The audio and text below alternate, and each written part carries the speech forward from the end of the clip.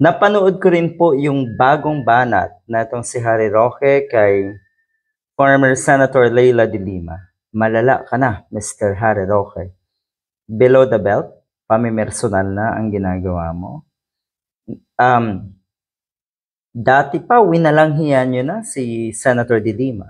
Tapos ngayon, mukhang mas malala ang gusto nyong mangyari, ang gusto nyong gawin.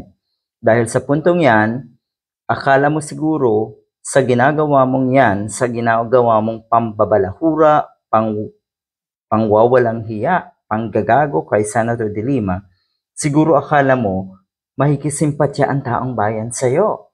Siguro akala mo maililigtas ka sa mga kinasasadlakan mo ngayon. Nako, nagkakamali ka. Hindi. Lalong bumababa ang tingin ng mga taong may pinag-aralan, ng mga kababayan natin na nag-iisip ng tama. Alam ko, may naniniwala pa rin dito sa isang itong si Harry Roque. Pero lahat ng yon ay mga katulad niya rin, na away at gulo ang hanap, the same circle na lang ang nagkakampihan. Eto po, ang ating idolo na si OG Diaz, meron din pong banat ngayon kay Harry Roque.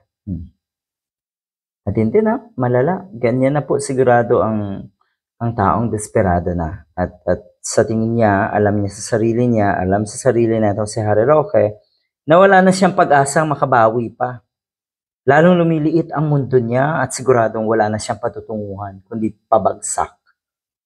Ito po ngayon ang banat ni OG Diaz. Diyos ko, ang lola niyo, nagtutungayaw doon. Nagtutungayaw, nagngangangal-ngal. Yun ba ang ibig sabihin?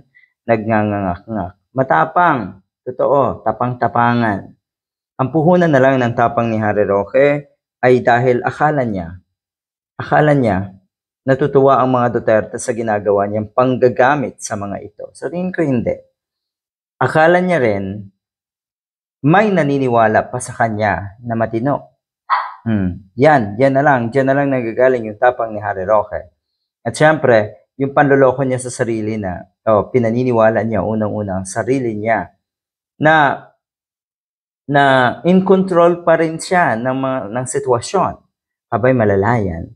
Matapang ka lang daw dahil nasa ibang lugar. Umuwi ka dito sa Pilipinas para idepensa mo ang sarili mo kung wala ka talagang kasalanan. Ateng.